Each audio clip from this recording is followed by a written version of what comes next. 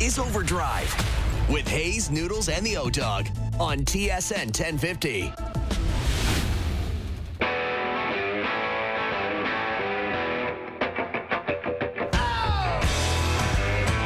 Here we go, OverDrive, off and running, TSN 1050 on the TSN app, your home smart speaker, up on TSN 4, up on YouTube Live, on TSN's YouTube channel. Brian Hayes, the O-Dog, Jeff O'Neill, Jamie Noodles McLennan. What's going on? What's going on? Jamie, you're going down a slippery slope if that picture was serious of those rubber boots that you bought. Because if you start wearing that type of stuff, God knows what else. I mean, the shirt with the top. Did you actually buy those shoes? I don't know if Joe from the Bridge was on that. It was insanity. And Doogie chimed in and said, I have them too. You don't even need Joe from the Bridge. What the hell are those? What is that shoe? I don't know. I saw them. Okay, do you want to know? It's like a Croc on steroids. It really is. Yeah, it's crazy. Okay, so I've gotten, and this is probably, we all have vices. You sit there on Instagram and scroll at, dude. We know. We saw the shirt. The shirt with the built-in tie. Yes, the shoes were on there, and I pressed on the button. I'm like, all right. They're apparently like Kanye West Yeez or something like Adidas. Your algorithm is all jacked up. Your algorithm is a guy that wears a Hawaiian shirt that drives a Kia Soul around and is a bum. Yes, like you gotta get your algorithm. No. Get your algorithm we need to back update your on algorithm. Your algorithm. This is what I don't understand. Slow down. Yes. How is your algorithm matching with Doogie's algorithm? I don't know what happened, but these shoes came across my thing, and I was like, oh, they look very comfortable. I can walk. I like walking around the house. I don't wear house slippers or anything. Me neither. Like that. I wear Crocs. Look, I got them on right now. I got my white Crocs on. Okay, so that's we don't. These, all right, we got you. Yeah. This is getting dangerous. We literally have a crotch shot. This is turning into an OnlyFans, the worst OnlyFans ever. Literally 0 subscribers, negative subscribers. Dude, by the way, Doogie, put up a poll while we're on the top. Who would make more money in OnlyFans between the three of us? Doogie, I want to know by the end of the show what the answers are. Who would make the most if they put up an OnlyFans? Hazy B, Noodles, or O-Dog? I think I could win that one. I really do. I think Noodles is in better shape. I think you're a more interesting person. Like, for starters, I think what does interesting have to do with OnlyFans, man? That's a valid question. I don't know. I don't know. I think it's O will be like somebody would want to see like his toes or something like that. Doogie, find out how much I could charge per toe pick. Now I have like a bunion on my left toe. That thing could do numbers. I'd have to pay people to look at my toe. I could do numbers. Numbers. Like, there's some wild people out there. Wild people.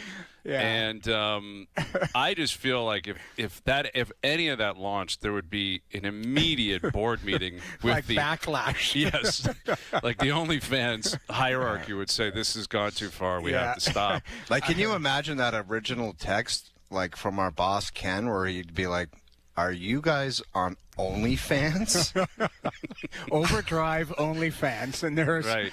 Doogie, you better put that poll up because I want to find out what our listeners think. Like, at the end of this show, the truth will come out. Who could make the most bank? Would make $1 million. OnlyFans. There's a dark web, like people would pay to see the bunion on his foot. Oh yeah, you in an alumni jacket. This with your bunion foot is in a the air. cash cow, man. Yeah. They would want I believe again. I swear on my kids. Like I know what it is, but I've never been on it. Yeah. But they would want his foot with the alumni jacket behind it or something like that. There'd be some like massive numbers. Demented Leaf fan that would be like, past other I need to see that. Yeah. That would be quite something. All right, well, let's hope it never happens. Let's hope it never gets there where we have to possibly go down that road. Well, I in my defense, I saw them. I bought them. They arrived today. I'm wearing them. They're very comfortable. They will never see the daylight, I don't think, outside my house. There you go. But dude. They can't. Well, you know what I will say? It's interesting you bring this up because I had like somewhat of an epiphany this morning. Like, I remember when I was younger, Like, I think both boys and girls do this. Right. But I know boys do it. Like, once you get to grade 6, 7, 8, 9, you're not getting that boy in a jacket and a hat. You know, if it's 0, 1 degrees. Remember, we used to go to school in hoodies and play ball hockey or foot hockky and basically in T-shirts. If it was 4 my daughters degrees, refuse to wear jackets. Exactly. The older kids get, it's not cool to wear. And I was dropping my daughters off today, and I saw like a pack of 3 or 4 kids. I think they were grade 8 kids, older kids. Not one jacket, not one hat. And I was like, I stopped, and I was like, where are their jackets? Where are their hats?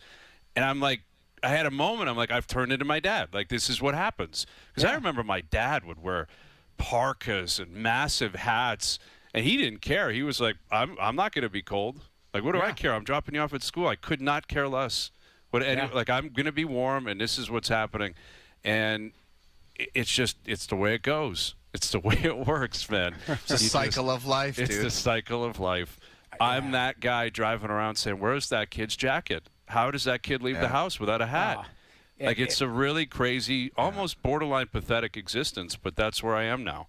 Yeah. And I've made it. I've made it to that stage of my life. We'll close it at this. Keep those shoes in-house. Like, just keep them in-house. When you wore some jean shorts with those things, like, people will just run for their life, man. The other thing, too, is they came a little bit oversized.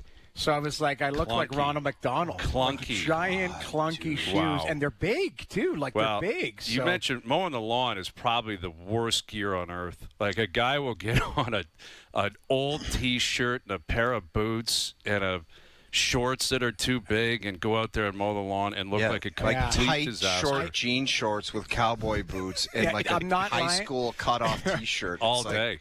Okay, it's a business, man. You got to go out and grind. I grew up in Alberta. Okay, my dad died 14 years ago.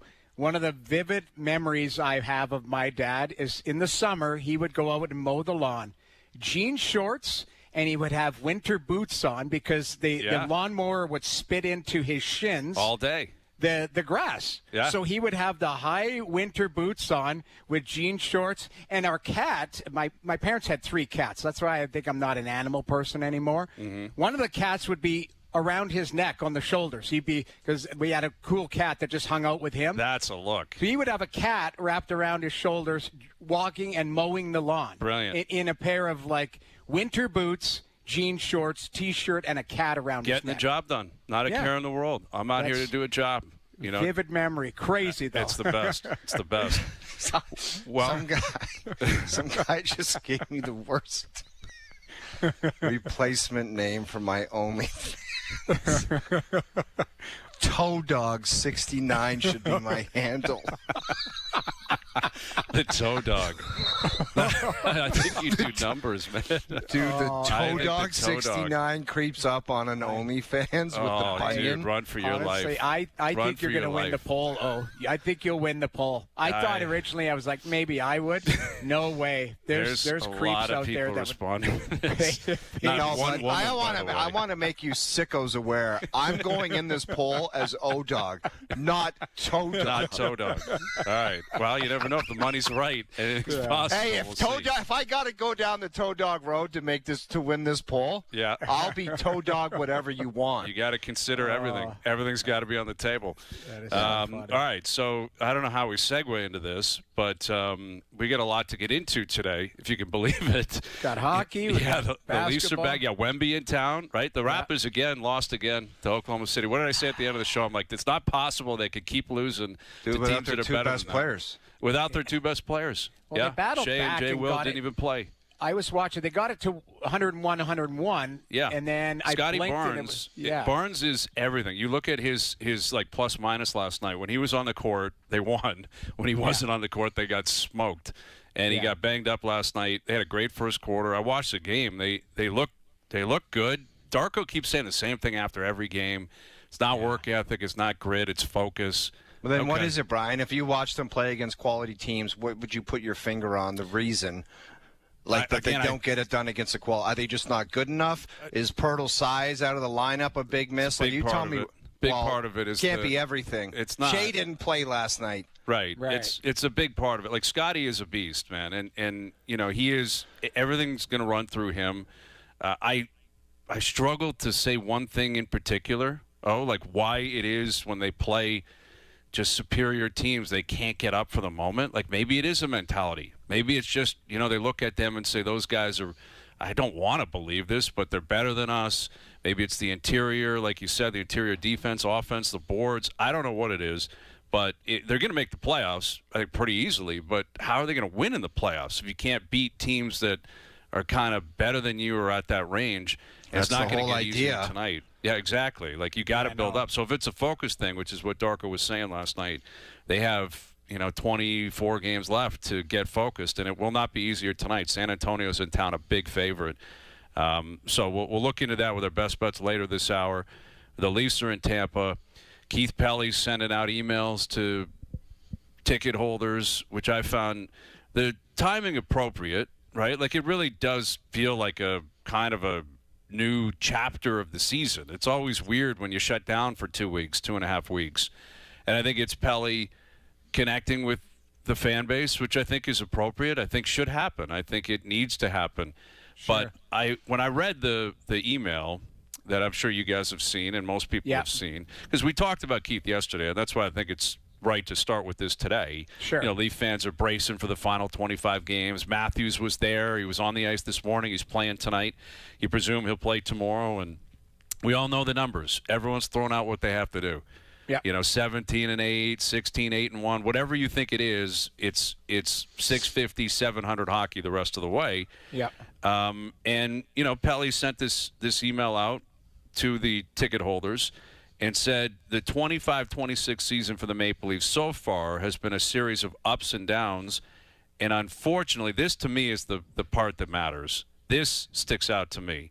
And unfortunately, with a number of key injuries that have affected the team, we are not currently in the position we had anticipated, but that's professional sports. So this is kind of what we were getting into yesterday, trying to get a read on what the pitch might be internally and then what the pitch might be externally as to why they're in the position they're in. Right. I don't know if you guys see it the same way, but that's all that matters to me. If they're selling, hey, injuries, what do you want us to do? Stoller's been hurt, Wall's been hurt, Tanev, Willie was hurt. We'd be a lot better, but injuries, that's not going to fly with the fans. That's not going to fly, nor should it fly, because everyone suffered injuries. This team has been terrible at times this year when they've been healthy. Awful. What's Tampa's excuse? They lost their goaltender, their best defenseman, Braden Point, Cirelli, all at different times. Why are they where they're in the top of the division? So what's their excuse? They don't want one. They didn't accept one. They refused to make one. Exactly. Yeah, exactly. You're right. So I read that. I was actually kind of anticipating or anxious to hear what you had to say, Brian, because it just if you circle that, I'm more thinking in the next 8 days, are they all in? Are they making a trade are they trading for name a defenseman that's available? Jamie, how can they be all in with no assets to trade? All I'm saying is that however you interpret what Keith Pelly said, they certainly, and I'm not going to argue it, they've had injuries, no doubt. There's and to key players and at key times. But if they feel when they're healthy, they are a playoff team and a team that can, push up the standings, does that not say to you the next 8 days that maybe he's shopping instead of nipping and tucking? I don't know. I'm not sure. That wasn't my interpretation. I guess it's possible, Noodles. Okay. I guess everything's on the table because, Pelly did say, obviously they understand the team's strengths. They understand where they need to address certain things and, which, again, I would like to believe that's the case. I hope so. I would think that would apply to all 32 teams around the league. But I read it more as maybe it's, a couple of smaller moves at the deadline, get through the season. If you make it, you make it. If you miss, you miss. But Treliving's back, Berube's back, the core's back, and next year we won't be injured, so we'll be fine. Stay the course. Well, type yeah. of thing. I mean, I think that's on the table, obviously. Okay. With why would you sneak that? It's not sneaking it in. He's not being deceptive, but that I just don't like how that reads. Unfortunately, with a number of key injuries that have affected the team, that's why. not the fact that you've been horrible defensively, atrocious defensively. At one point, you had the worst power play in the league. It was awful. You had to fire a guy because it was so bad. Was that injuries? I don't think so. Pretty sure everyone was playing. I think Austin played. Willie was playing back around Christmas. John was playing, right? Morgan was out there. Dude, that's basically their retool letter. This didn't work out. We're going to try to fix it. Sorry. And they used injuries as an excuse. I think it's ridiculous. There was one verbiage in there saying doing everything we can, or what does that put mean, it up. Though? Everyone says that. I understand that, but everyone's doing it. That's not waving the white flag. That's what it is to me. It's like you're saying you're giving Brad Treliving, and rightfully so, he's the manager. You're giving him, carte blanche to go. If this team needs something at the deadline, go get it. We're doing everything we can to win. Like that's.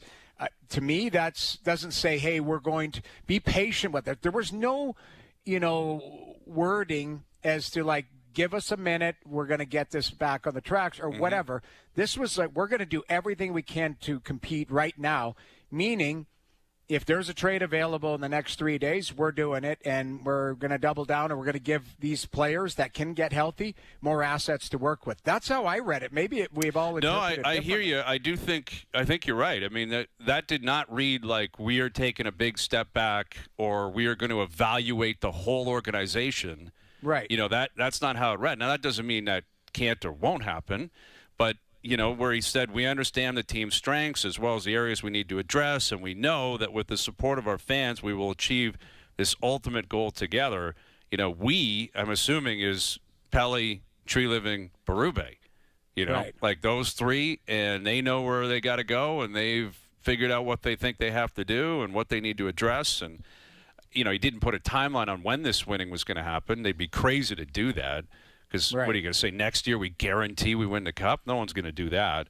No, but I think you're right, Noodles. I didn't read this as we're taking a step back or multiple steps back to take 3 or 4 steps forward in the future, which I guess does open up the option that they'd somehow be a buyer at the deadline. Well, that was my. I guess just don't what I know was how waiting this for. market. I think they're misreading the market and the fan base completely. I think this fan base is more than ready to just kind of give up on this season. More than ready to say it's been brutal. It sucked. We had a really good 9 years, made the playoffs for 9 straight years. No one takes that lightly. It was awesome. They're not a disaster. No one's suggesting you blow it up and rebuild. It's the Boston scenario in the fans' mind. I kind of believe. I think you're right. You know what? Like, fair enough. But if they win tonight and you're all of a sudden 4 points back, like I read Pierre LeBrun's tweet today, and I thought it was very interesting because it is crazy that you've got organizations that are saying, okay, we're going to wait to see how this next 5 days plays out for the trajectory of where we're going to go, which is, I get stuff. Well, it is if you have a great 3 days, but maybe you're playing teams that, guys are coming back from Italy and not sharp and whatever. And then a week and a half from now, when everybody's kind of up to speed and sharp, they're better teams. Like, that's my concern is not everybody's going to hit the ground running here, coming back from Europe and, coming from everywhere. Like you might see, Vegas seems like it's going to play half a team, but, they're fine with it to allow their players to get back into it. If you beat Vegas, are you puffing your chest out, or you're going, okay, let's see what happens here. That's my good concern. Point. Like, how much is that win actually indicative of what you have? Right. Or, and again, after 57 games. Yeah. Like, I don't know who's returning healthy. Like, Tanev's not playing. I know Joshua's back. He's not even in the lineup tonight. Right. So, who is back? So Joshua declared himself healthy, and he's not in the... He's ready. He's not playing. He's scratched tonight. And neither's Tanev Cowan, not playing. correct? Tanev's not playing. Well, Tanev's not playing now. He's probably game over. I would think so. I'd be surprised if he played. I just never count that guy out. He's such a warrior. Noodles. We all know that, but it's just if you 2.5 weeks off and you still can't play, that's troubling. Like that's probably game set match on the season if you can't. Wow. Like if under those circumstances you're not back in. Hopefully you can play, but I don't know. It seems like it's unlikely at this point.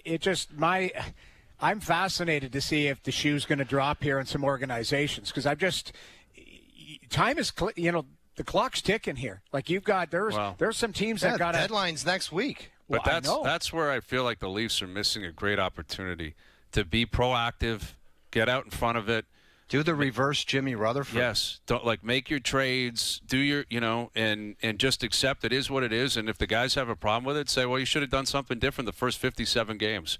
Yeah. We need to think of our future here. And it's not about 3 or 5 years down the road.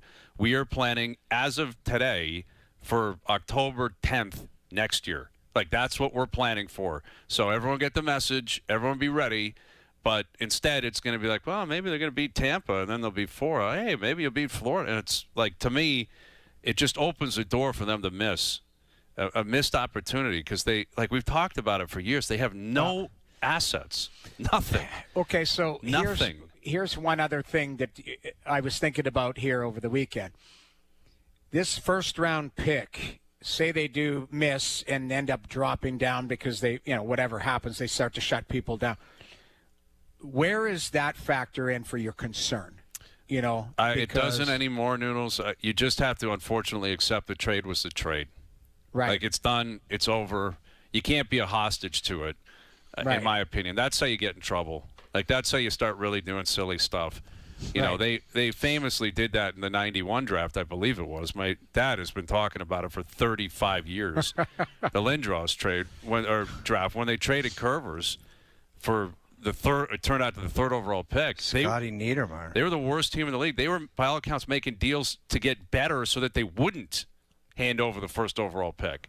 They're like, we got to get out of this because, man, if we give up Lindros, it's an even bigger disaster. So if that's your mentality is, man, what if we hand Boston the 7th pick? We better not do that. Then you're just going to dig yourself a bigger hole. You got to accept. You made the trade. It is what it is. Yeah. And I think you just got to accept it and move on and try to find a way to get in a better position next year. And if you trade a couple of guys, it doesn't mean the season's over, right? In reality, in my opinion, the only way they make the playoffs is if Stolarz and Wall have an incredible 25-game run. Yeah. Look at that schedule up on the board, guys. That's not a picnic whatsoever. No. They need their two goalies to be 2 of the 7 or 8 best goalies in the league. They do that, they can make the playoffs. With Bobby McMahon or without him, with Ekman Larsson or without, it makes no difference if Bobby McMahon's on this team. None. Lawton, it makes no difference. They're not getting in the playoffs because Scott Lawton's playing 11 minutes a night. That's not happening. They're making it this year because the 2 goalies are insane down the stretch, which has no bearing on the deadline, in my opinion. Unless you're going to trade one of them, which I guess that's another thing they got to figure out because, will be waivers exempt next year. Yeah, you're going to have to figure that out by, again, October 10th next year because you've got 3 goalies under contract. You're right. That is something that does have to factor in because Hildeby is an NHL goaltender. It's just that's why I hear you. Everything's on the table. These are all my opinions. I don't know what they're going to do. I mean, obviously, we'll see. Yeah. But I just look at their schedule. There is some beatable teams there. That's the other thing, too. So you're going, okay, is 16-9? I think it's more 17-8. You'd have to go because I think you have to get over 95 points, 96. And I don't know where the tiebreaker will be and all that. I'd have a tough time thinking that the playoff spot will be anything lower than 95, just based on how strong the Atlantic is and the parity and all that. So you gotta go on a run here, and we'll see what they got tonight. It'd be a lot of fun. Listen, I'm not rooting against it. I would love to see it because they don't have the first round pick this year anyway, unless they end up in the bottom 5. It's top 5 protected. Or top 5, I should say. Yeah, very important performance tonight, though, guys. Like, as a tone setter coming back, I don't care if Matthews was in Italy.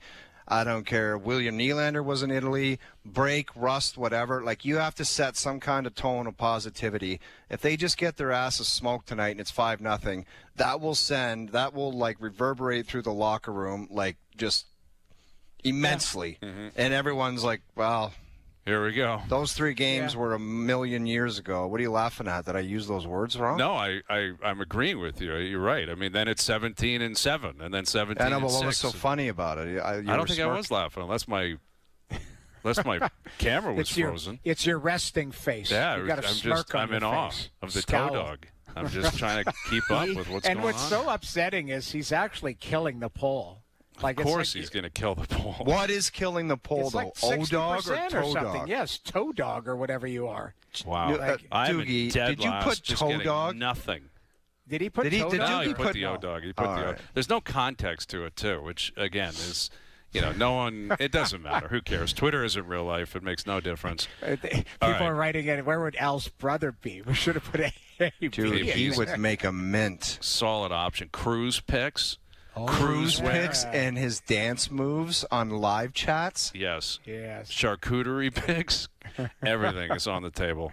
All right. Panger coming up. We've got Willie coming up. Justin Williams will join us. Nice. Mr. Game 7 himself. We've got Jerry on tap this afternoon. And a lot more to get into. OverDrive continues. TSN 1050 and on TSN 4.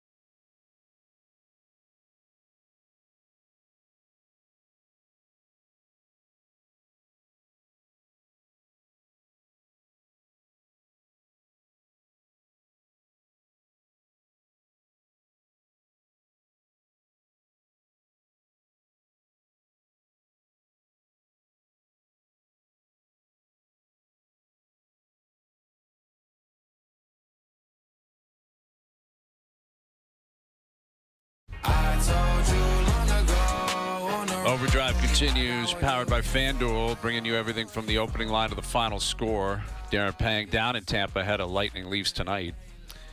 And the news on Sidney Crosby has now become official. He's out for 4+ weeks with the injury he's dealing with, which makes it somewhat difficult to believe he was ever going to play in the semis or the gold medal game. Well, yeah, it's like if you're out for 4 weeks, and I know there's magic needles and this and that, but that seemed like an unlikely possibility, which ultimately leads to the reason why was there all the buildup with closed rinks and he's going to skate and test it.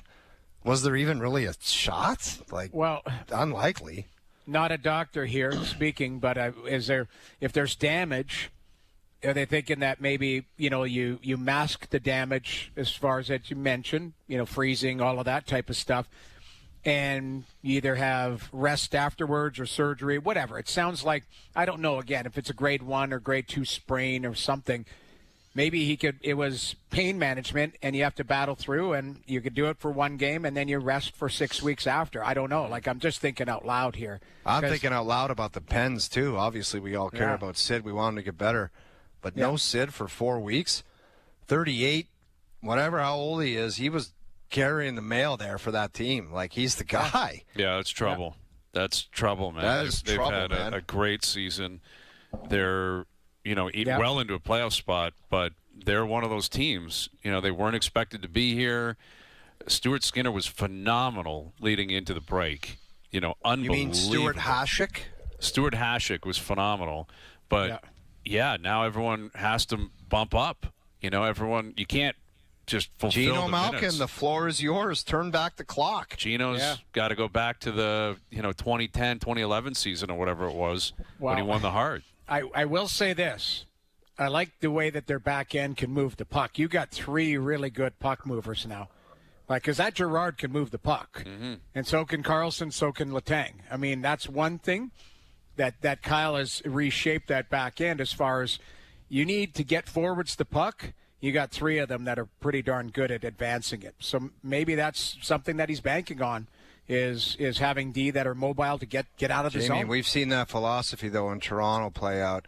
You can move it up, but what are you going to do when it goes back there in your own zone? Yeah. Turns into a circus. Fair enough. I'm saying that trade yesterday made his team better. I think Girard, and I like Kulak. I think Kulak is a long defenseman who can, play in all different scenarios. But I think Girard is a really skilled guy. Like that, they added another skilled guy into that mix on the back end. Yeah, it's a bummer, man. The injuries, like Fiala, Rantanen, Sid. These are all outside. But Dallas is well in even without Rantanen. But LA's not and Pittsburgh's not. Leafs Lightning tonight down in Tampa. The game's on the NHL on TNT. Here he is, Darren Pang, joining us, who's live from Tampa. Panger, how you doing? Live and well. How you guys doing? Doing very well. Very well. You have a good break? Panger, can I ask the first question? I saw something of yours, and I just have a question because maybe me and Brian Hayes can follow in your footsteps, Darren. You just posted a picture of some of the most incredible golf courses that you can get on. And you just talked about this trip where there was 8 courses. Guys like me and Brian Hayes, how do we go about doing that? Or is that just a good guy factory where you got buddies at all these courses and you go and do whatever the hell you want around North America? Talk to me. Well, you've seen my professional guest association act because when I'm in Toronto, I like to play your course, so I managed to get around. But I don't think there's anybody during the Olympic break. And if there is, I stand corrected that played more rounds of golf than me. If they played over 14 rounds of golf during the break, then they win. But I went into what courses were there? There was Whisper Rock. Whisper Rock was the big one. We had 16 guys there, including former NHLers Murray Craven, Chuck Kobasu. We had Ray Ferraro. Butcher Grass was our media guy. He's the one that has to do all the posting and stuff because he's really good at that. And he was the leading money winner. We had Ray Whitney on that trip as well, Mike Commodore. Wow. So lot of good guys. We played 18 on Monday, 36 Tuesday, 36 Wednesday, 36 Thursday, 18 on Friday, and then we went to. Then I somehow managed to negotiate Lynn flying in there. We visited a few friends. I'm going to name drop again. Had dinner with Charles Barkley. That was fun. Nothing like that. And then we drove to Palm Springs, where I was in the Pro Rival Tour golf tournament. So with another whole bunch of NHL guys, MLB, NBA, and NFL, and also Jimmy Connors and Marty Fish of tennis. Jimmy Connors was in it, and it was unbelievable meeting that great individual and find out how nervous he was playing golf in this kind of tournament. So I think that's 13 rounds of golf. Or he O-Dog must looks snap sad if he hits a bad shot. Jimmy That's Connors. just incredible stuff. He must lose his mind when he hits a bad shot. Yeah, that was. You know what's amazing? You know what the amazing thing is? Everybody in this tour, which John Smoltz is the commissioner, and it's legitimately run. It's a Stableford system. There's no cut, but the top 40 make it in the individual. The bottom 40 end up playing in a shamble championship where you can still get points for the tournament. And the funny thing is how nervous everybody gets. Like Jimmy Connors, he's like, I'm so nervous. Greg Maddux, one of the greatest pitchers of all time. I play with John Elway. It's like you're all nervous. You're putting the ball on the tee for the first time. It all means something, but it was quite amazing to see how many guys just had that little dryness on the first couple of tees to get things going. Yeah, absolutely. Yeah. So now I got to go do it. Now I'm in Tampa Bay and went to a morning skate and got to see guys like Austin, Buck and Jake Gensel, and I don't know how these guys are. Honestly, I don't know how they're going to perform tonight. I have no idea. But it wouldn't surprise me if they just weren't quite there just yet with all that they've gone through, especially the American guys. Yeah, that's what everyone's speculating here. Where Gensel, Tampa's so far into the playoffs, it probably doesn't matter. Points back tonight. Hedman's going to play. They got Vasilevsky, who's been sitting on a beach for 2 weeks. The guy's probably going to be incredibly good. But with Matthews, he obviously earned it, deserved to celebrate, like time of your life, unbelievable. But no one in Toronto is going to grant him that, Panger. You know what I mean? You guys are 6 points out. We understand you had an unbelievable time, as you should. Everyone in your shoes would do the exact same thing. You better be ready to play. He's got to play great down the stretch. He has to. Well, he does. Big trouble. Yeah, we were. You know what, Hazy? We were talking about that, and it's there are some players that have the opportunity to kind of wade in a little bit slower, and then there's others that just do not have that. And certainly, Tage Thompson would be one in Buffalo. Dylan Larkin would be another one in Detroit. Austin Matthews in Toronto. Jake Gensel's fortunate. He can slide kind of in there, and kind of wade his way back. But I think these guys knew exactly what they were going to get themselves into when they did return, whether they won or whether they lost. It wasn't going to be easy for everybody. It's easiest for the United States because they're the winners. They're the gold medal champions, and they got the bragging rights on it. But they partied harder than anybody else. Everybody else had a heavy heart. They had light hearts and light feet, and they tossed back a couple. And I'm sure that. That it's going to be a challenge for them. I mean, I honestly, I watched Austin in practice today, and I think Jody Shelley and I are doing the game with Brendan Burke on TNT, and I looked, I said, you've been watching Austin? And he's like, yeah, I've been watching him. I'm like, ooh, not many clean plays so far in this practice. But as Austin said afterwards, he was here last night, got a good sleep. I'm sure he's having a heck of a nap here this afternoon, and then, we'll be ready to go because he, knows the responsibility. But it's not going to be easy, certainly for the pesky Leafs. There's no doubt about that. But you're right; he's got to carry the mantle. He's the captain.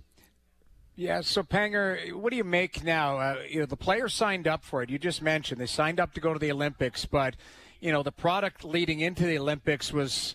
Average at best most nights because of the condensed schedule. Now you've got a lot of teams are playing 25 games in 50 nights or less.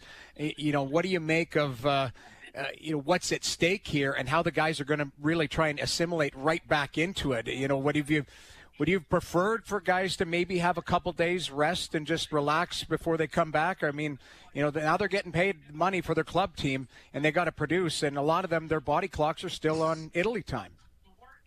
Yeah, I guess the one thing, Noodles, is you hope that nobody gets hurt here.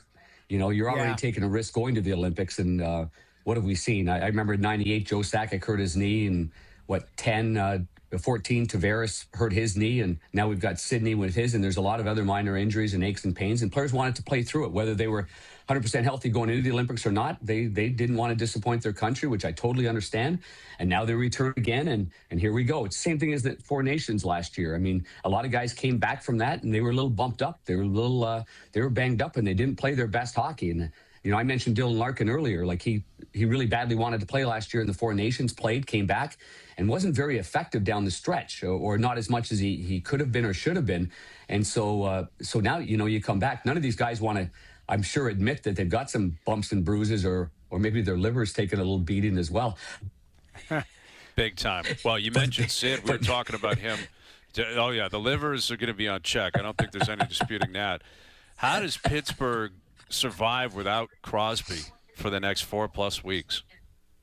Yeah, I was listening to you talk about that. It's going to, well, I mean, hey, listen, Ben Kindle's a heck of a player. Could he step right in there? He seems to have a lot of, well, obviously he's got young legs, and he's got almost great naivety, or you know what I mean? Like he just goes out there and plays. Now, does he replace Sidney Crosby? Absolutely not. And could he handle the check-in of the top guys? No, but he and Malkin are going to have to do it. There's no other choice in the matter. So they're gonna have to tread some water and take on some water and win 2 games 2-1.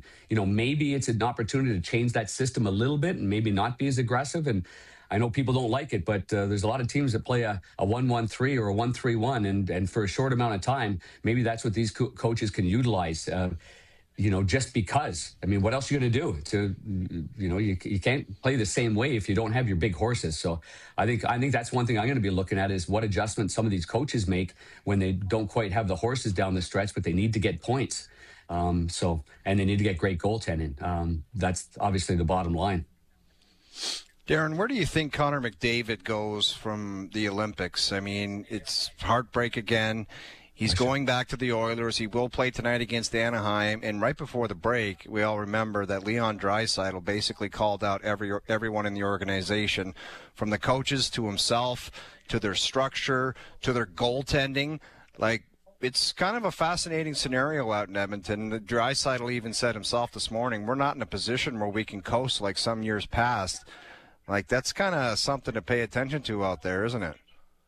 I would pay attention anytime Leon talks. I think he's got the leadership it takes just to say something nowadays is difficult to find. I mean, it seems like so many guys are just afraid to say anything. Maybe they say it in the room and we don't know about it, but to come out and be angry and be disappointed and challenge guys, I like it, quite frankly. So I think it goes right on his shoulders right away.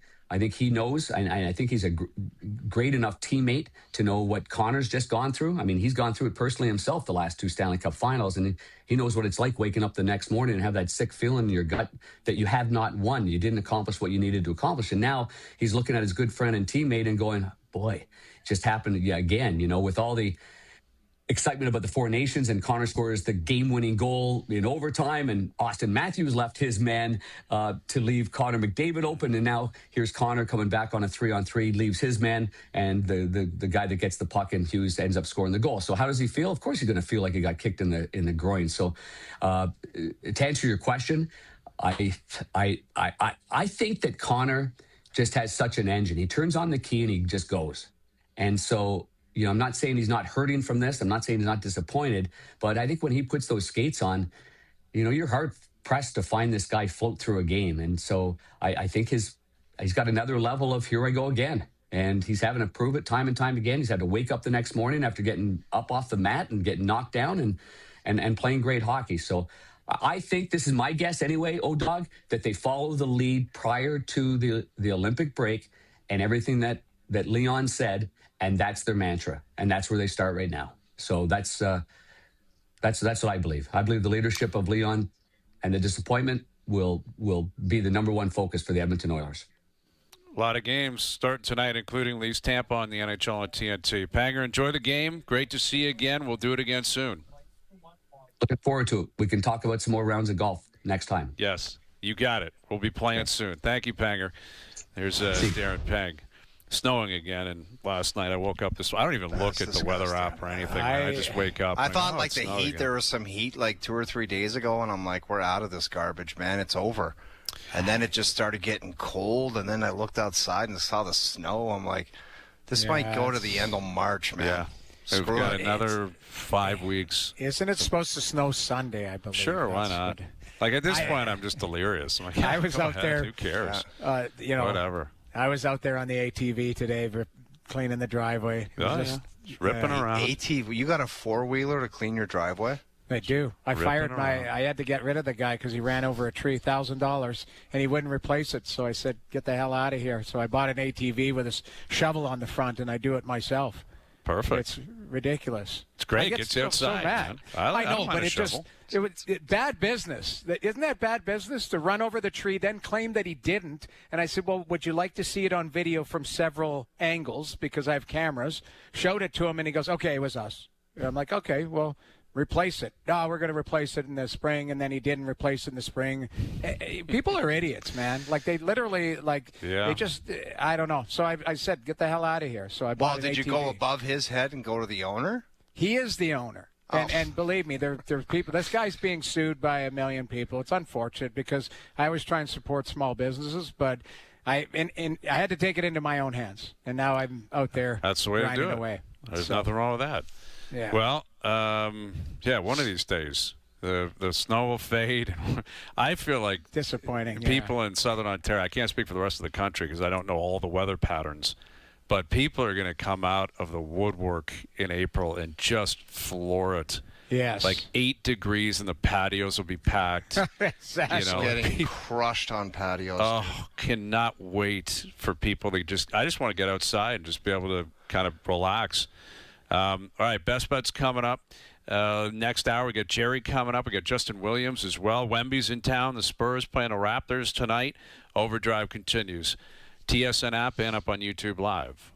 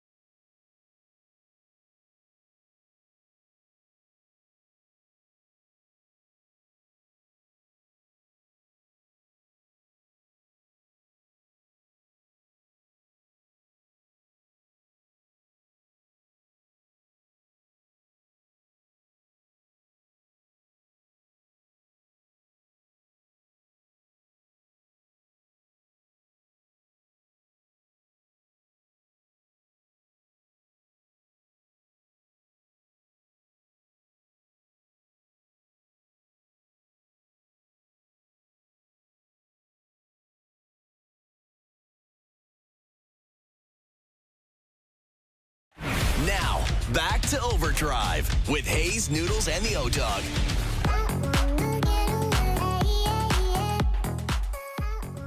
Great answer, I thought, from Austin Matthews when asked about the trip to the White House. He said, when you win a championship, like everyone that wins the World Series or the Stanley Cup, you were invited, and we went. We're proud Americans, and we went, regardless of who the president is.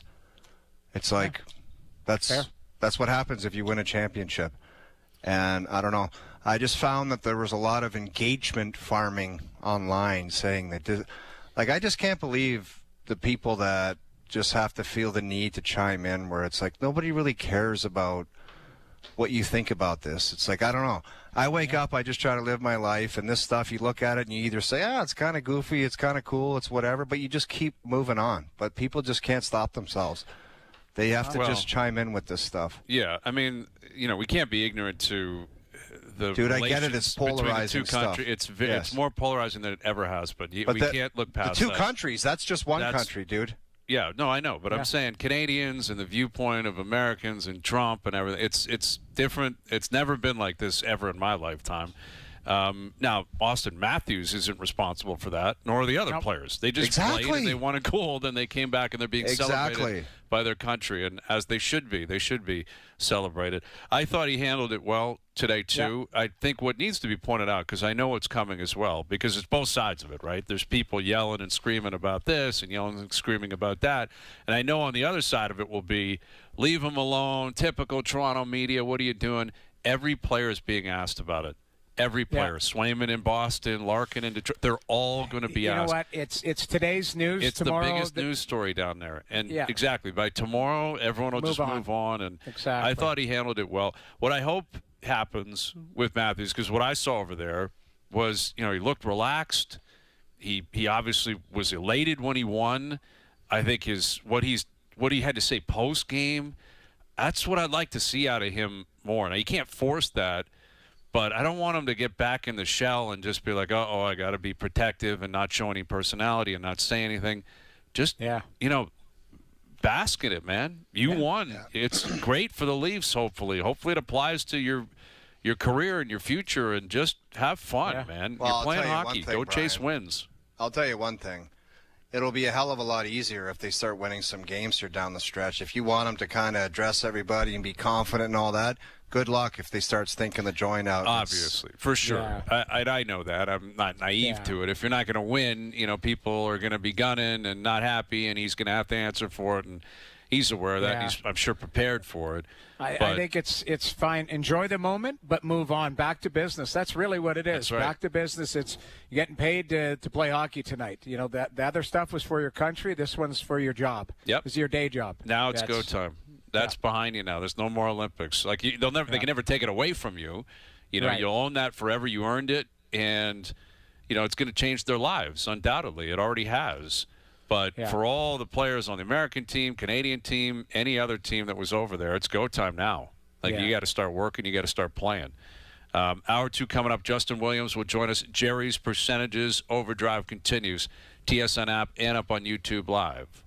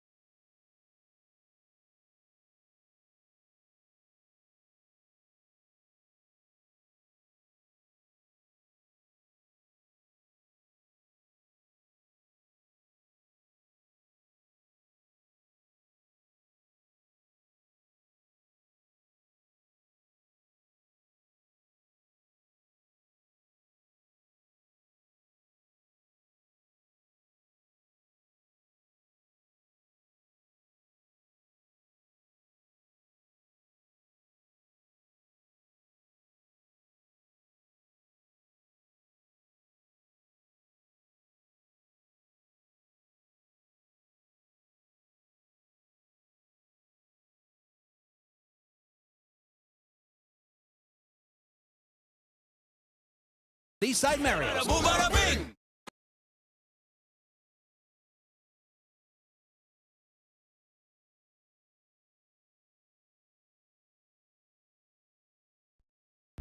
This is OverDrive with Hayes, Noodles, and the O-Dog on TSN 1050.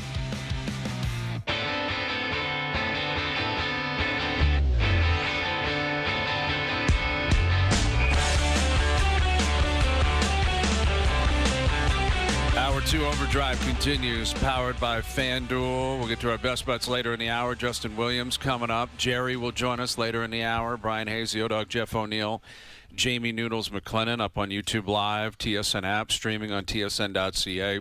And the Leafs are back in action. Raptors in action tonight. We've got the Oilers back, and McDavid's playing tonight, right? McDavid's playing, and I don't think that's a surprise. You know, they played on Sunday, and they, I'm sure, didn't party. I don't think they partied on the way home. I'm guessing they flew home, and it's probably a very different flight, obviously a very different experience. Dude, if I was Megabuck guy, like on a high ticket, I would have been on a private bird right after that game. If, like, after a loss, I would have said, fired up, I got my stuff, and we're out of here. Like, leaving.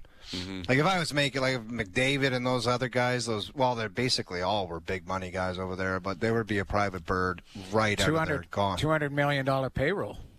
Yeah, yeah. I mean, but again, that's a $200,000 flight probably. I was going to say, I think Pavel Kubina had a baby in Czech Republic, and he threw a private bird to go have the baby.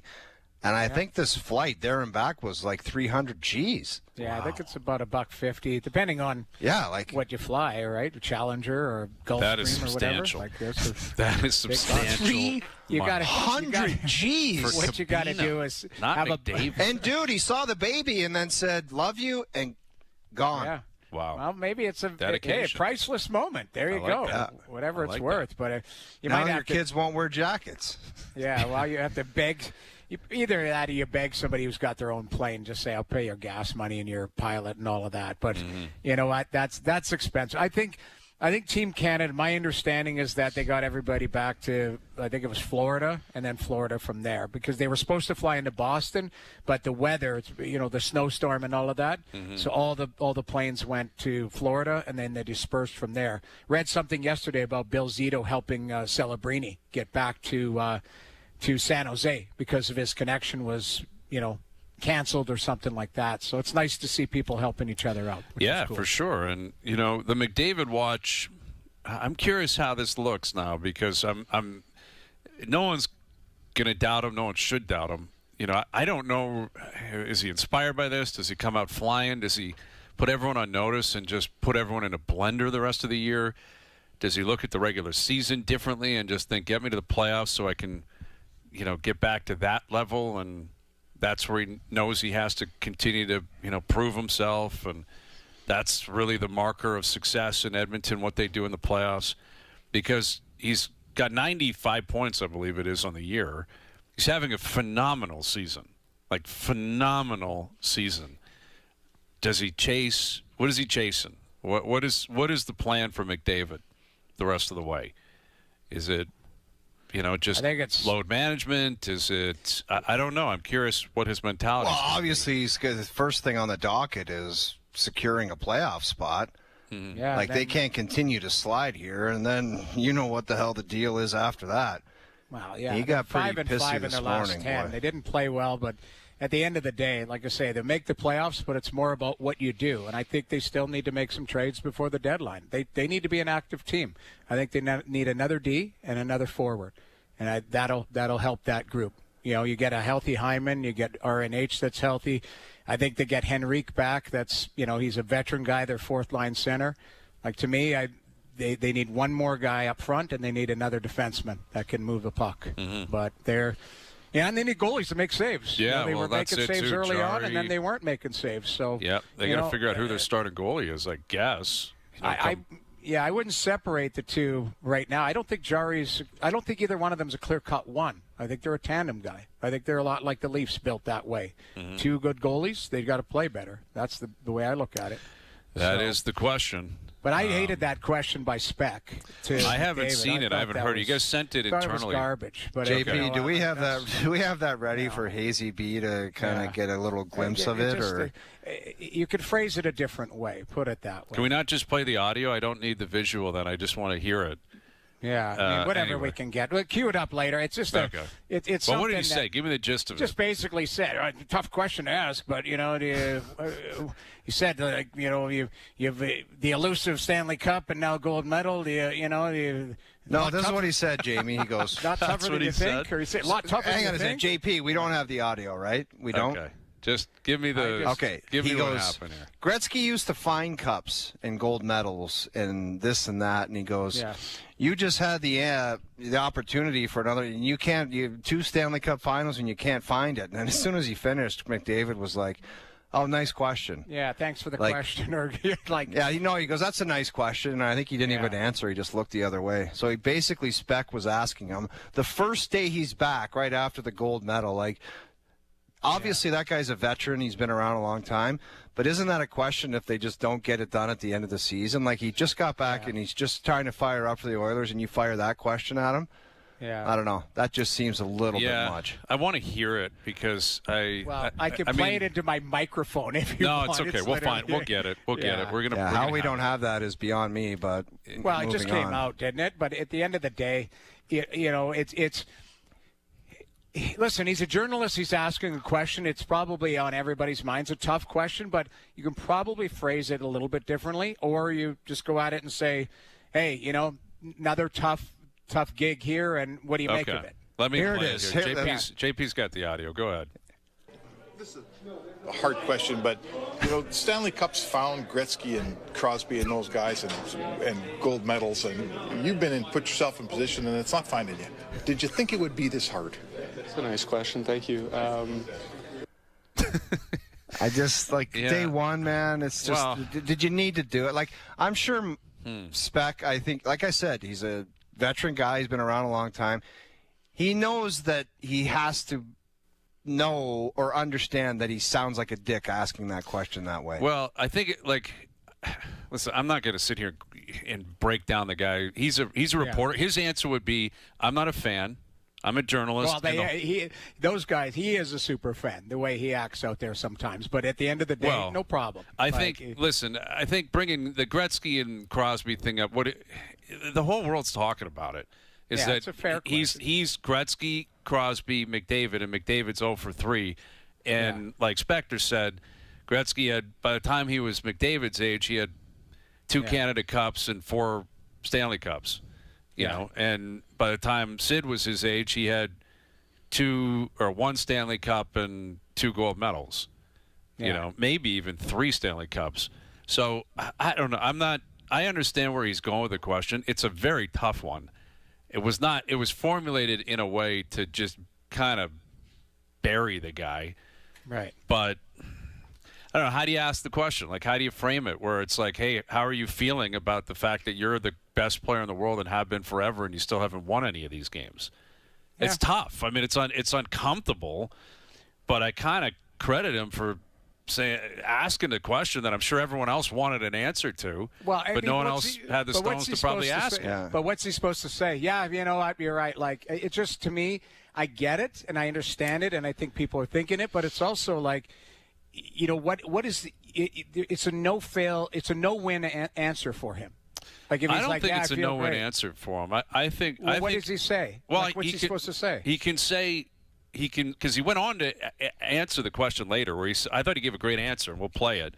Right. I think we'll play it. He said, listen, the margins are really tight. It's really tough. It's really tough that we lost. It sucks. And the margins are, when you got best on best, and we've been on the wrong side of it. So I think he eventually got to it. I think he answered it. And I think the way to answer it, if I were in his shoes, I can't go back now. It is what it is. We've lost. It sucks. I'm dying to win. But I'm hungrier than ever to win, and I'm going to win. Yeah, that would be a great point. It's a great answer. And stuff him, and just say, take that. Yeah, Gretzky did what he did, and Sid did what he did, but I'm very comfortable with who I am. I know I'm a great player. I know we're a great team. I know Canada's a great team, and we're going to win. If you don't believe it, go ahead. Go right, you don't believe it. But watch, it's going to happen. It's a That's good point. an answer for you. That's a good point, Brian. Like the only standard I had around winners and guys that I remember Jerome McGinley wouldn't score for 10 games, and the media and would be on the front page. What's wrong with Jerome and that? You know what Jerome would say to me? Can't wait. Next game is the one. Like he had this air about him, this confidence where it was just like, can't wait for the next one because it's going in. Like I feel it. It's and McDavid shows confidence certainly in his answer and all that, but it's just I get it's a delicate and I give Speck credit for answering it or asking it, but I think there's a way to I don't know, maybe there was a different way. I guess two things could be true as far as this question is, Jamie. Brian could say it's warranted and it needed to be asked because he just got back in the NHL. And Connor McDavid's allowed to think that he's a dick for the way he asked it. I think both things can sure. be. I'm serious. Fair. No, I hear you. But, like, when else are you going to ask about the Olympics? You can't in 2 weeks. That's what I'm saying. In if 2 you weeks, had to ask, dude, you're that was a 2 weeks journalist, ago. Hayes. I'm not. Well, I'm not a journalist either, dude. I'm not breaking You tell stories. me all the time you're Larry a journalist. No, I say that facetiously. I'm not breaking stories and sources and stuff. What I'm saying is, if you're a reporter, now's your chance to ask the question about the Olympics. Okay, because so in a maybe week, that we're talking it out right now. Maybe that was the time to ask the question. I actually but what think I'm saying, it was the time. Yes. Okay, then you're also allowed to think the way it came across. The guy was being a dick. Well, he's obviously going to be defensive because he probably doesn't want to talk to these people about it. Why would he? Why would you? You think Matthews wanted to talk about everything today? He doesn't want to talk about that with Masters and everyone down there. But that's the job. That's what comes with the gig. I get it. It's fair. We'll get into this a little bit more later in the hour. Maybe Jerry will have something for us in 20 minutes. All right, here's a guy we know well and a big part of the Carolina Hurricanes front office, their history, the whole nine. Here's Justin Williams joining us. How you doing, Willie? What's up, my guys? How we feeling? What are we thinking about the stretch run here? We're feeling all right. All right, we going NHL talk right now? Is that what we're doing? Yeah, of course. Well, either that or are you going to kill animals or something, or what is your deal? You look like an outdoorsman or something. Well, you think I spend all my time in Raleigh, North Carolina golfing? Oh, I mean, I gotta. I'm here in Canada right now. It seems like it snows every time I come here. Yeah, it does. Yeah. You're not kidding, man. It's depressing. It never stops up here, Willie. I'm telling you. You know that as a Canadian kid. You're aware of the way it works. But, we'll ask you. I am ready for the stretch run. Stretch run. Yes, definitely. It was really exciting what we went through and what we saw and what we experienced as fans, watching these guys play and watching how intense it was. And now it's it's hard. It's certainly hard for those guys to come back and be like, all right, this is my other team now. This is the team I'm focused on playing the next little while with, and it's going to be a little bit of an adjustment period for them. But in terms of myself watching the Carolina Hurricanes, I'm really excited for the stretch run. Well, we were just talking about the McDavid dealing with the media and all that kind of stuff, and you obviously did a lot of media throughout your life, throughout your career. I'm sure on the ups and the downs, like after winning Stanley Cups, I'm sure you were willing to sit there and talk with anyone. And I'm sure there were years maybe you missed the playoffs and you're thinking, I got to go out and talk to certain people, and they're going to have a very different tone. How was your, daily interaction, and what kind of advice would you have for the modern athlete, the modern player who social media, reporters, they're on you, they're asking all these questions in terms of the demeanor and kind of what you should be expecting on a daily basis? Yeah, I think usually as an athlete, you know what questions are going to be asked after the game. You just know it. You look up there and you're like, okay, well, this is what happened during the game. This is what I did well, or this is what I did poorly, and this is the circumstances of the game, and these are the questions I'm going to have to answer. So early in my career, you could just squeak out of the dressing room and no one wanted to talk to you anyway. But as you got on later and as I got to be a captain and stuff, there's no sneaking away. There's questions you got to answer after the game. And there's usually they're not terribly hard questions. They're, honest ones that you just need to give an honest answer with that, hey, it was a tough game or, hey, we did really well. But, you just have to own whatever question's going to be coming your way because, you got to expect that coming in, and you can't just brush somebody off because they answer a question that they probably should.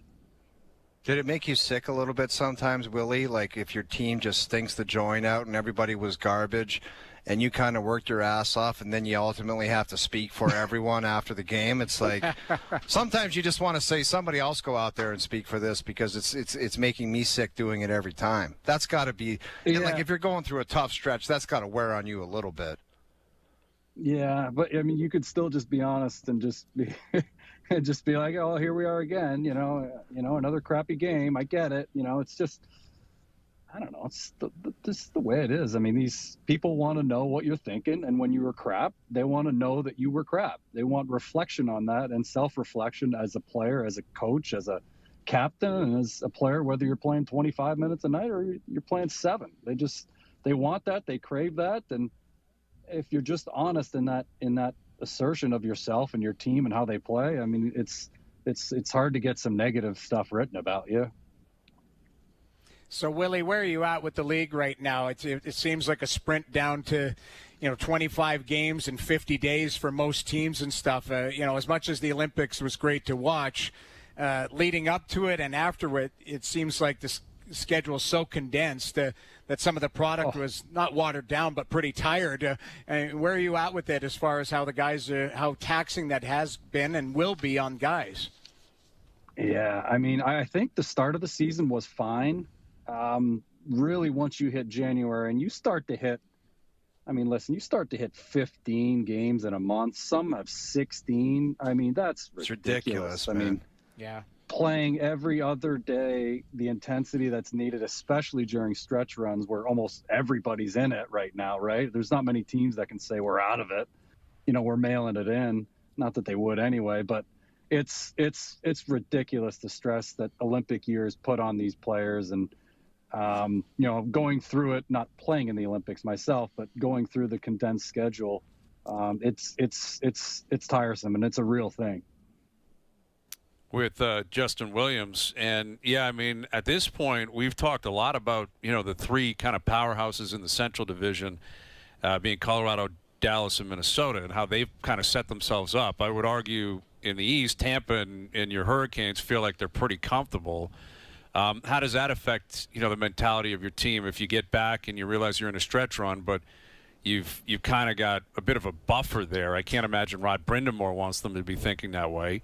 But how does that affect kind of how you go about your daily business when you're pretty well into the playoffs? Yeah, I mean, it's nice as you get further along and you see teams who are in that need to win attitude, and are under the gun and under the pressure of hey, we got to win. We know we got to win 12 of these next 20 games to get into the playoffs or get a sniff of the playoffs. And obviously we're in a good spot right now, but certainly not comfortable. No one's really comfortable with where they are, but I definitely agree where you look at the standings, the players look at them every day. They're right there in the dressing room. They know where they stand. And I always found it great when you're coming into a team that is right on the bubble and they're pushing you, and that gets you ready for playoffs. It truly does. And, you don't want to be playing games that I'm not going to say are meaningless, but games that just don't really, get yourself going. When you go to the rink and you're listening to a pump up tune, or, you're just going to the rink to play another game, it's different. But we've been in this situation, I think, comfortably. Carolina's been, in the playoffs or just playing for positioning. And that's what we'll be doing this year. And perhaps we can rest some guys. Perhaps we can't. But it's very exciting. Well, and you got the trade deadline coming up quick too, right? And I'm sure you're obviously involved in a lot of that. And you guys better be all in. All in. You guys going all in, Willie? Can you give us some breaking news here or what? So what's all in mean? Trade every draft pick you have and just do it? No. Is that all in, oh? Idiot. No. It's just going to get 2 of the best players available. How about that? Is that all in? Yeah. I don't think that's crazy. No, it's not. No, you're not crazy. Did someone call you crazy before? You're not crazy. Never. No. Never. Never. Well, as we are, I think over the last bunch of years, you've kind of seen that we're not afraid to go and take a swing and give a go at it. We're all, our job as management, right, our job is to look for better players. That's what the whole job is. You're trying to improve your team any single way you can, and we have some holes that we're looking to fill, just like every other team, and we're hoping over the next little run here up to the trade deadline we can get a little bit more clarity on if those deals can come to fruition, because we're looking to improve. We're certainly never satisfied with what we are, and nor are the players. And that's you talk to them a lot and you think, hey, we might need this or we might need that, and that's kind of where I fill in a little bit here with being a little bit more of a liaison between the players and the coaching staff and management, seeing like, okay, this is the general consensus of what we need as a hockey team. We feel to not only be great, right? You want to be good, but you have to be the best. And just being good is not enough. And we're trying to be the best. And yes, we might be good, but there's a team like Florida who everyone's trying to beat, and they're right on the bubble right now too. But you're trying to beat that team, and do the best you can in putting the best players on the ice to do that. Well, Willie, good luck with everything. Always appreciate you doing this. And before we get you out of here, I just want to let you know, you remember that putting mat we had in the living room there when we were living together? I went out in the garage last night and I made 300 12-footers in a row. 300. Whoa. Did you call Guinness? That might be a record. Could be. Dude, 300 in a row. I don't know. Wow. Dude, that's insane. Dude, I swear to God. Has anybody actually believed that? Is there a camera in your garage or not? No. Dude, you used to see me, the money stroke in the living room. I made 300 in a row. You couldn't make 5 in a row. 300 is a bit rich. 300's a lot. All right. Hey, tip your cap. Hey, impressive 300. There you go. I mean, it's kind of like hitting a hole in one when you're by yourself, though. Does it count? I don't know. Probably not. Come on, blow up. That's ridiculous talk. 300. That's a lot of time on your hands. Yeah. I love it. I love it. All right, boys. All right, Love Willie. talking to you. Great catching up with you. We'll do it again soon. There he is, Justin Williams, joining us from the Carolina Hurricanes. Mr. Game 7 himself. 300. 300. I got to get a putting mat out or something, man. I haven't touched a club in a while. How long? 12 feet? 12 footers. 300 12-footers. That's Hayes, this is what you do. I don't think I'm calling Just BS. Google. You want to talk about algorithms. Google, like, secret trapdoor garage. Do you have a 2-car garage, I would assume? Mm-hmm.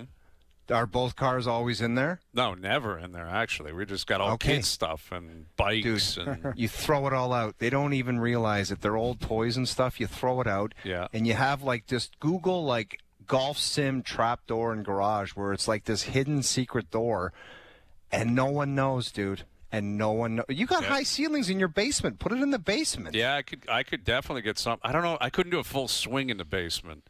Then you get an underpinning company to go in there and dig out 5 feet. It'll cost you $40,000. That's what's coming in the future, I think. Digging out a hole into your basement, and no one will notice that. No one will notice me down there just hacking drive after drive after drive. But I'm getting in the mood, regardless of the weather and all that. I'm starting to feel it, man. I'm starting to feel it. Like, got to start rolling putts. Got to. All right, we've got the full McDavid. You guys want to come back and take a break and listen to it? I mean, maybe there's more context to it instead of just firing darts. It's going to blow up. I mean, people in Edmonton, I get how defensive people are of McDavid. They should be. He's their guy. He's the man, and the media is going to get crushed. It's I told you. You're the journalist. You said it was fair and more than appropriate, and I said I didn't love it. Continue this. Let's come back. We'll play it. We'll catch up with Jerry. OverDrive continues. TSN app and up on YouTube Live.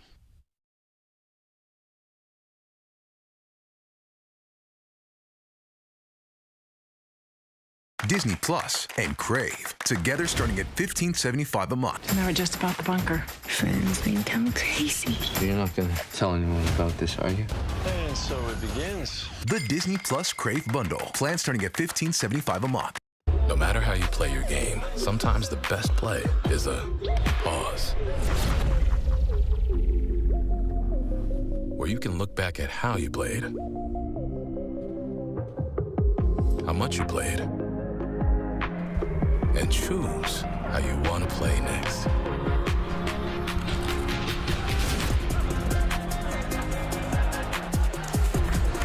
Take a pause. Play with the plan.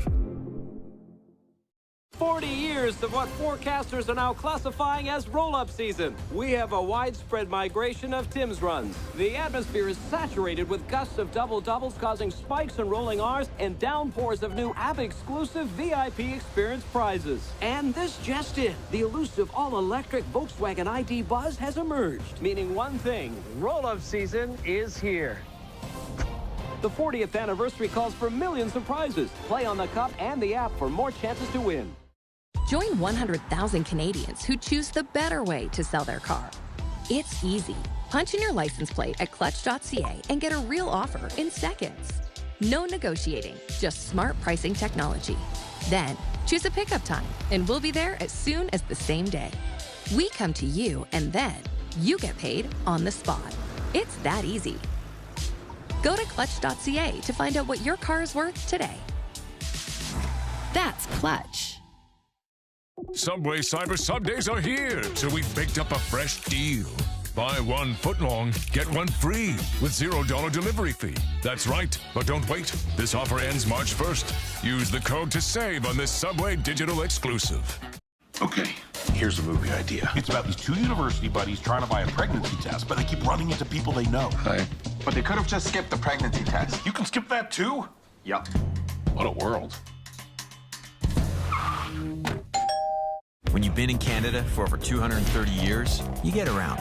In plastic cups, fancy cups, teacups, these little cups, or no cup at all. From glassware to footwear to everywhere in between. Because it doesn't matter what it's in. It matters where it's from.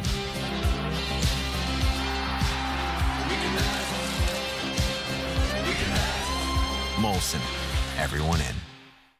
With 4 video calls to her son during the game and 3 highlight reels shared on her Mamacita's group chat. Our first star of the game, Maria. I'd like to thank my network. Trust Bell 5G to connect you to Team Canada. Eastside Mario's Daily Deals are here with a purchase of a beverage. Join us on Monday for all-you-can-eat pasta for $19.99. Wednesday, buy any dinner entree or pasta and take a pasta home free. That's right, free. Thursday, 3-course dinner for 2 for $50. Only at Eastside Mario's.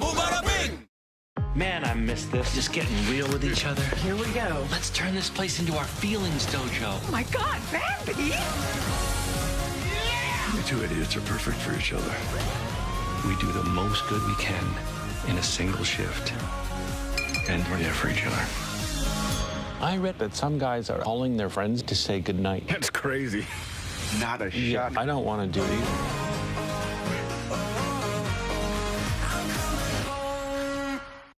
It's a new season of F1 on TSN. It's lights out and away we go! Absolutely extraordinary. And it all fires up down under. Yeah, baby!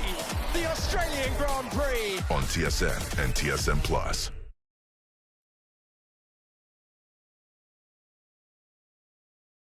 Tonight on TSN 1050, Victor Wembanyama and the San Antonio Spurs visit your Toronto Raptors. Sit down! Take that with you! Coverage starts at 7 p.m. Hear it all on TSN 1050. The Raptors live here. Now, back to OverDrive with Hayes, Noodles, and the O-Dog. All right, Best Bets powered by FanDuel. Make your picks and assemble a same-game parlay in seconds on the FanDuel Sportsbook app. Big total tonight, 6.5. I'm going to play the under tonight. I'm leaning on Vasilevsky being fresh and Stolarz being fresh. And I think it might be a sloppy game between both teams. But it's a divisional game. It's a big game for the Leafs in particular. I'm going to take the under. You got to pay a little juice on that. Best Bets powered by FanDuel. Same-game parlays around the NHL. Available on the FanDuel Sportsbook app. Please play responsibly. 18+, physically located in Ontario. It's interesting you took the under. Yeah, I always think this feels like going to be like a Game 3 of the regular season where it's sloppy and it's a 5-4 type of thing. 6-5. Or they're scared to death that they're going to be terrible, and it's like, we got to have 4 guys back at all times. Yeah, maybe. Yeah, I look at the goalies, Noodles. Like, I feel like Vasilevsky with 2 weeks off, like so fresh, ready to go. And the Leafs, like if they don't defend, and they haven't really all year, but I think Stolarz has a real chance at kind of saving his season here with a great stretch run as well. I think him with time off, if he's healthy, which I presume he will be, I think he'll play well. Dude, I hope that was the main focus for this break. Like, to just go over viz after viz after viz and say, this is how we've been getting dummied in our own zone, and these are the corrections we're going to make going forward. And I do understand it might be a personnel problem, and you're going to have to deal with some things regardless, but that would have to be the main focus. I would think so. Yeah, any kind of quickness or skill, it was like it's been a circus back there. One of the worst defensive teams in the league. All year they have been. All year they have been. Okay. Jerry's coming up a little bit later on. Let's play. We got 2 clips from McDavid. He just spoke with the media. He skated. He's ready to go. He's playing tonight in Anaheim.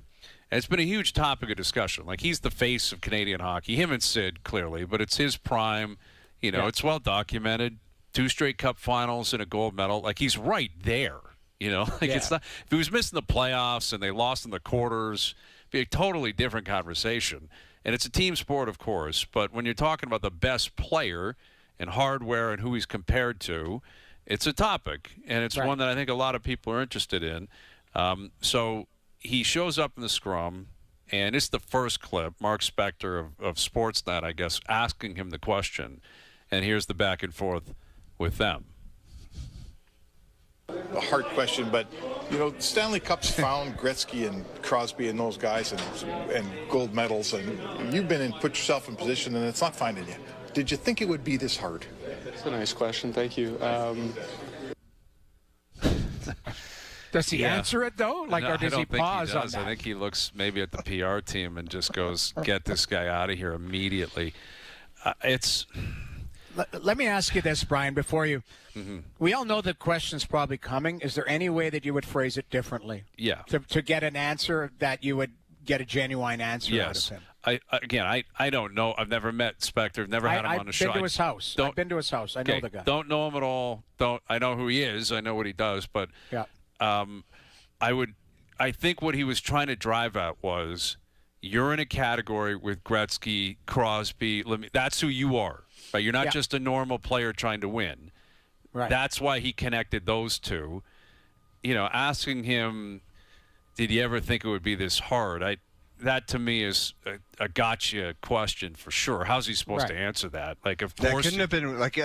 Listen, like, when you're the best player in the world, you're not going to get Coors Light slow pitches every time. But isn't there a way to kind of phrase that a little bit differently?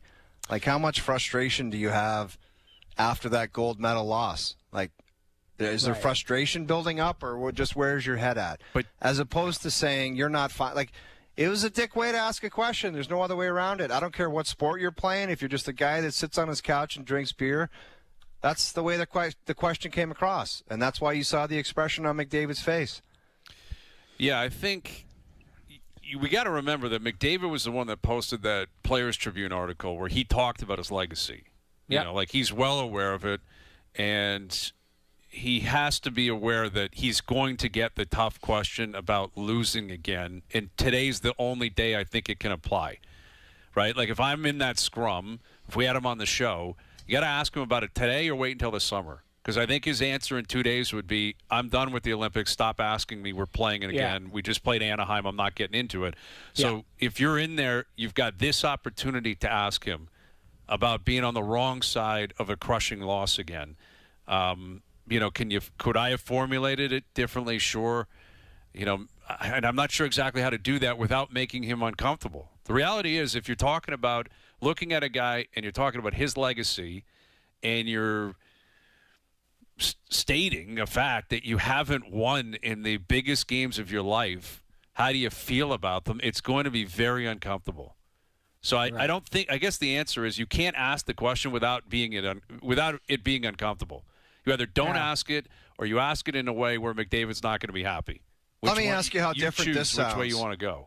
Well, like, isn't it as simple as tough loss to the Americans. You were on the ice at the end. Like, what's your level of frustration at right now, as opposed to the way you phrased it before? Because it comes across a lot differently.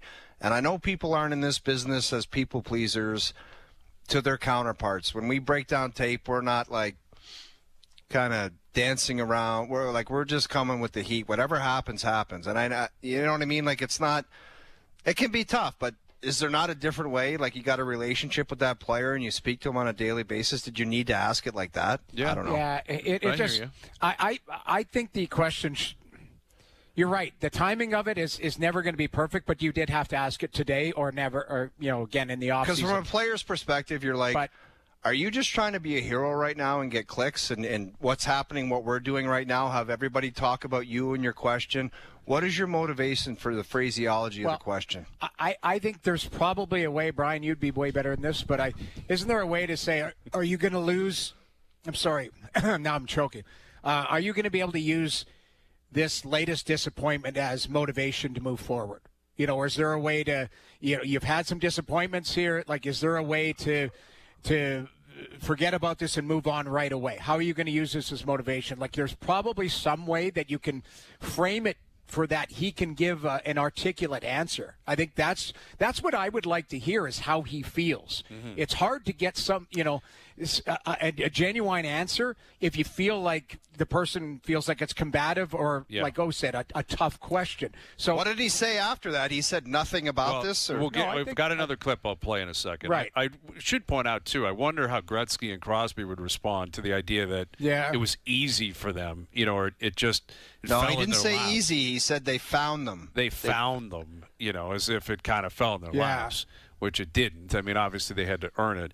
But, I mean, listen, I think McDavid, he seems like a guy that he's got his back up against the wall, and I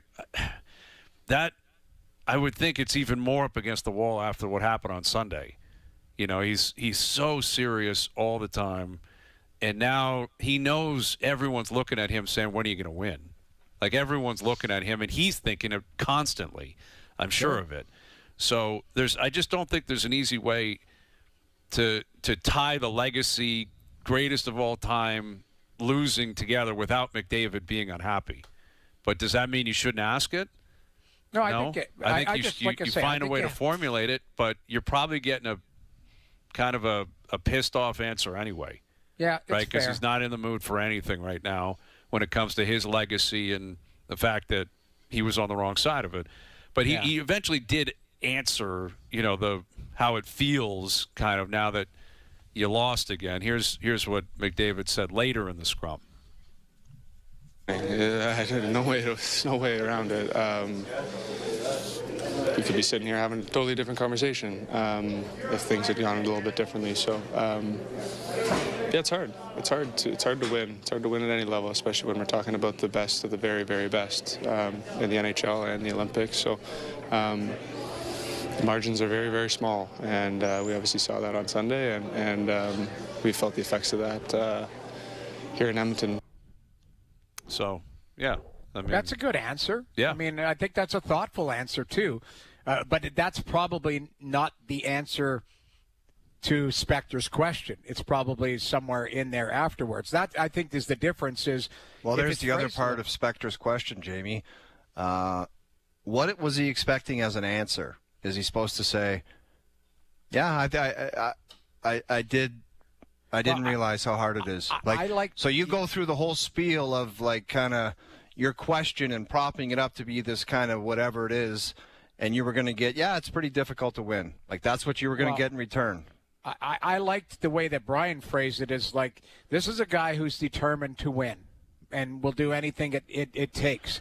I think we all believe at some point he will win, hopefully sooner or later for his sake. But at the end of the day, having that confidence that I know I'm going to get it done, it just didn't happen or hasn't happened yet. I think that's the only way you come back at a question like that. Other than that, you really, what he said I thought was fine. The margins are thin. He's not wrong.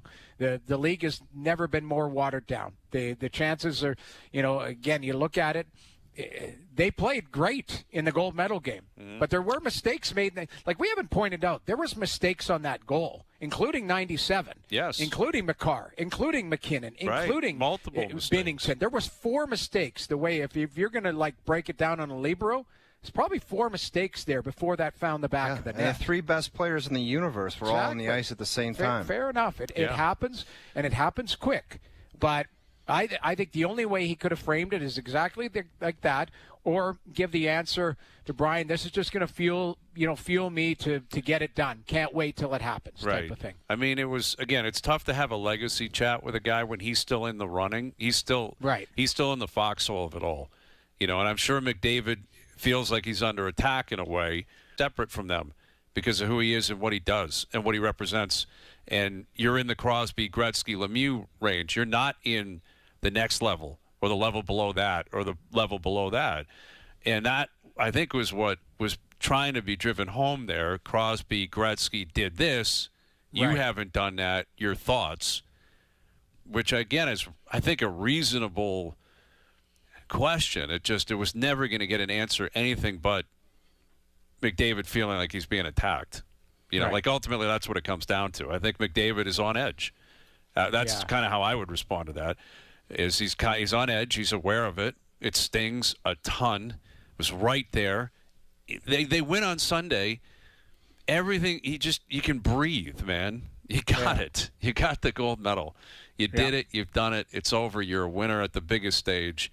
Yes, the Stanley Cup is still eluding you, and you still are going to try to chase that down, but it stings. It stings, and I'm sure it still does, and it will for a long time, and that appeared evident today. Yep. But, I don't know. And I don't want to get to a point, and I'm sure he doesn't want, where people are, like, pity rooting for him. That's like patronizing. Well, like, please Ray get Bourque, one. Please get one. Yeah, you don't want that. Ray Bourque, by the end of his career, I mean, people were happy for him. He'd eluded him a long time. Yeah. It's great players that didn't win, but at the end of the day, that's a different conversation. Brian, you always bring up the word legacy. He's brought it up now in the Players Tribune.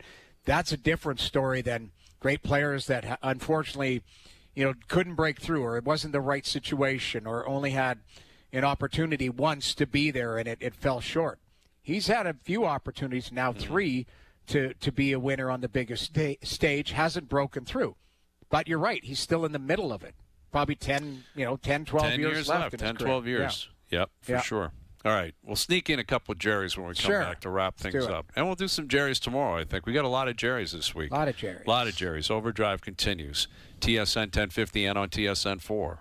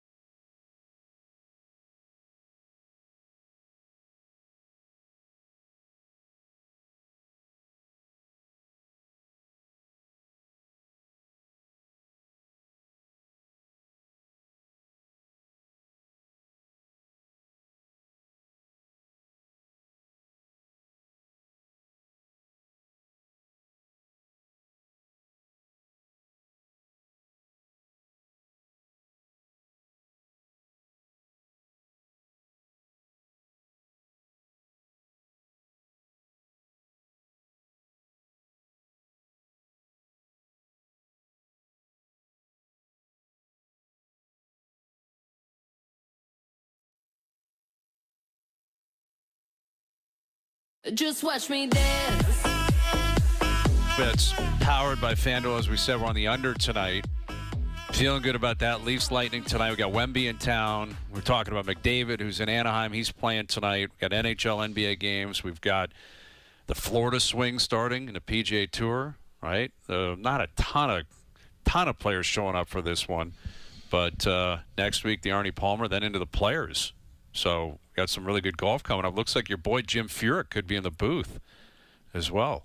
Love it. Yeah, Jim Furyk's going to be in the booth, I think, maybe this week and next, I think. So let's see what he's got.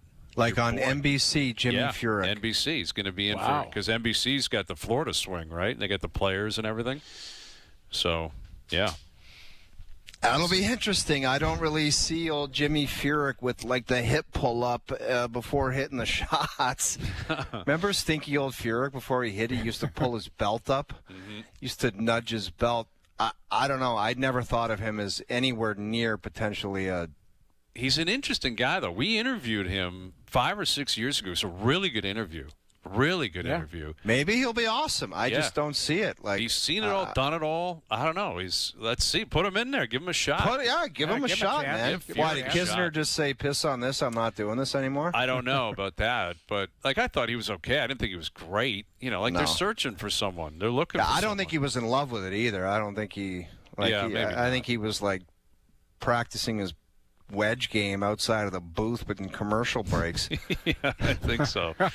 All right, we got a couple of Jerrys we want to throw in on the fly. You guys ready? Fire one up. Yeah. Pack your bags, Luke Tardif, because it's Jerry's show now for the next 4 years.